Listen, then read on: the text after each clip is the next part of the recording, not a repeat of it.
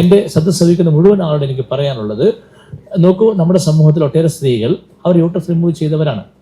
Uterus remove ചെയ്ത ശേഷം അവർക്കുണ്ടായിട്ടുള്ള പുതിയ ആരോഗ്യ പ്രശ്നങ്ങൾ, ഈ ആരോഗ്യ പ്രശ്നങ്ങൾക്ക് അവർ പലപ്പോഴും ഇതൊരു പുതിയ ആരോഗ്യ പ്രശ്നമായിട്ട് കാണുന്നെങ്കിൽ അവർ പലപ്പോഴും മനസ്സിലാക്കുന്നില്ല യൂട്രസ് റിമൂവ് ചെയ്ത ശേഷം ഉണ്ടായ അനന്തരഫലമാണ്.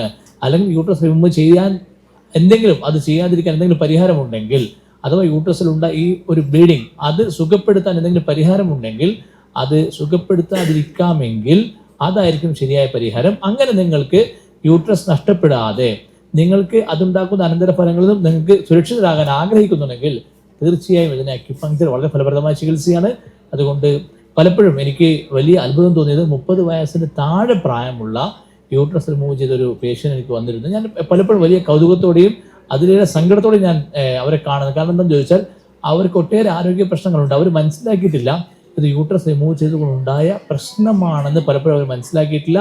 അതുകൊണ്ട് അവർ അതൊക്കെ പുതിയ രോഗമായിക്കൊണ്ട് അതിന് നിരന്തരം മരുന്ന് കഴിക്കുക എന്ന ഒരു അവസ്ഥയിലേക്ക് അവർ പോകുമ്പോൾ, ഇനിയെങ്കിലും യൂട്രസ് റിമൂവ് ചെയ്യുന്നതിന് മുമ്പ് ഈ കാര്യങ്ങൾ നിങ്ങൾ പഠിക്കണമെന്നും ഈ കാര്യങ്ങൾക്ക് ശരിയായ പരിഹാരം അക്യുപങ്ക്ചറിലുണ്ട് എന്നുള്ളതും, അതുപോലെ തന്നെ യൂട്രസ് റിമൂവ് ചെയ്യുക എന്നുള്ളത് ഒരു ശാശ്വത പരിഹാരമാണ് എന്ന് നിങ്ങൾ തെറ്റിദ്ധരിക്കരുത് എന്നും കൂടെ ചേർത്ത് പറയാൻ ആഗ്രഹിക്കുകയാണ്.